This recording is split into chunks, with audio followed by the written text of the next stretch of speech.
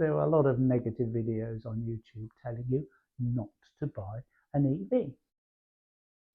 They're promoted by YouTube because they're extremely popular, not because YouTube are anti-EV, but they do get a lot of people watching the videos, and I think a lot of people are interested in EVs. I try not to watch them, but occasionally I do watch the odd one telling you not to buy an EV. There's one in particular I've just watched. It's only 3 weeks old, and he is the owner of a Porsche Taycan, and it cost him £120,000, and that was in his words. Hi friends, I'm Nigel. I do hope you can like and subscribe. Thanks very much for watching, and please leave a comment below. They're all very, very much appreciated. So videos like this are quite common. I thought they were slowing down at one time, but they seem to be getting more and more. Now, the popular thing is to go and charge it and show people how long it takes. And of course, you go to a very busy charger, and one of the most expensive ones, where there aren't many chargers, somewhere you know it's going to be busy and it will take a while, so you can actually prove your point. Now, you could, of course, go to a quieter, cheaper charger, but that wouldn't make it such an interesting video. You just plug in and charge. And of course, if you go to a slower charger and you're kicking your heels, getting a coffee and just waiting for it to charge, it also proves your point. You work out the cost and compare it to diesel, and you figure out that gas is cheaper, bearing in mind you are driving a Porsche Taycan and charging at the most expensive public chargers. You get the picture. This is what you do. Time and time again, you have to wait a long time because the chargers are extremely busy. There's not enough of them. They're very expensive, and so when you work out the sums, it's more expensive than a gas car. So anyone thinking of buying an electric vehicle thinks again, which is very, very sad. So then the next thing you can talk about is insurance. So even if someone does accept that it is cheaper to charge at home and less than a quarter of the price, that's what mine costs, and a lot of people pay less than me. You then start talking about insurance. Oh, even if you save on gas, you'll pay thousands and thousands a year of insurance, and you just won't be able to insure it. Mine went up recently, but so did a lot of other things in the wonderful world of insurance. Property insurance went up. House insurance went up, all insurance went up, but it did go down the year before after the first year of insurance, but that was never a headline story. EV owners' insurance goes down. You never saw that in the newspapers. People would sometimes compare their previous car, which wasn't an EV, which was a much lower spec than the EV they bought. So they're not comparing like with like.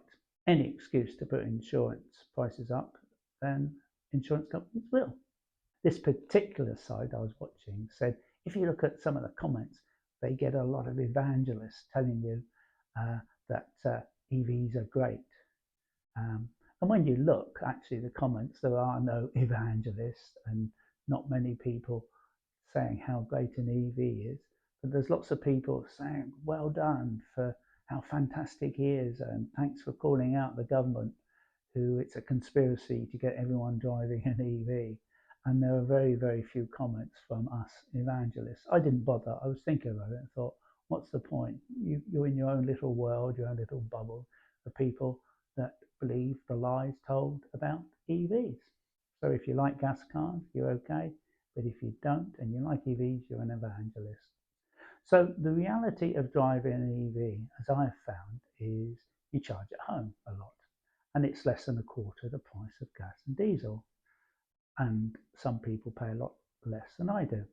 If I go on a longer trip, I go to the Tesla supercharger, and while charging, I get a coffee. I do not wait for the car to charge. I'm living my life, not watching diesel going into the car's tank. And I've driven to Spain, Portugal, Scotland. I've driven from Cornwall to the top of Scotland and Orkney 7 times. No problems, never waiting. Superchargers always working in every country. I'm never waiting to charge. I'm going to the loos, getting a coffee, stretching my leg. I try to avoid the busy public chargers. and plan my trips as I plan my life to suit me and not other people as much as possible.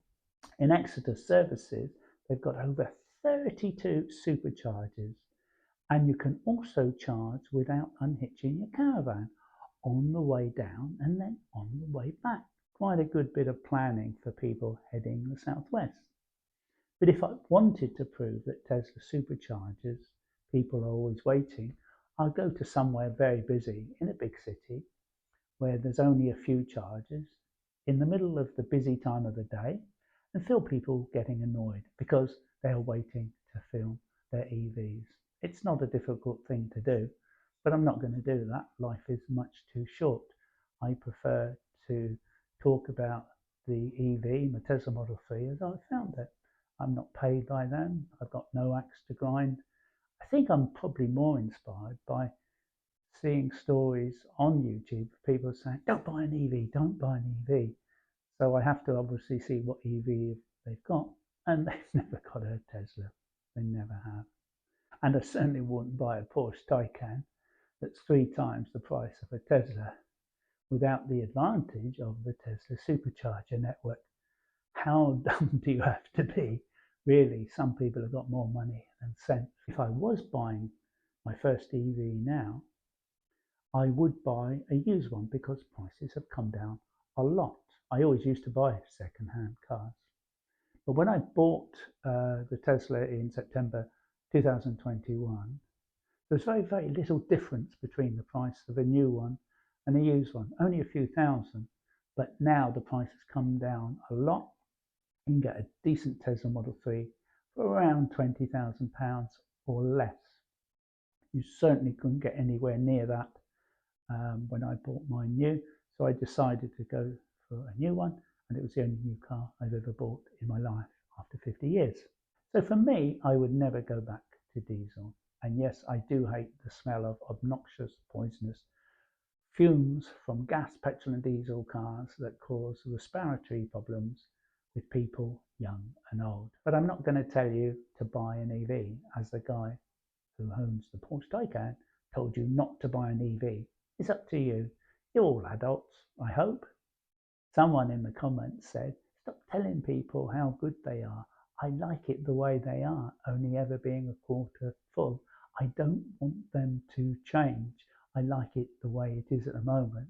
So on that note, I'm going to say, don't buy an EV. And the reason is the EV owners don't want any more people at EV charging stations. They're only a quarter to half full, or certainly the ones I go to at the moment, and we don't want to fill up. So please don't buy one, okay? Thanks very much for getting this far and for watching. Hope you can like and subscribe. Drive safely. See you next time. Bye.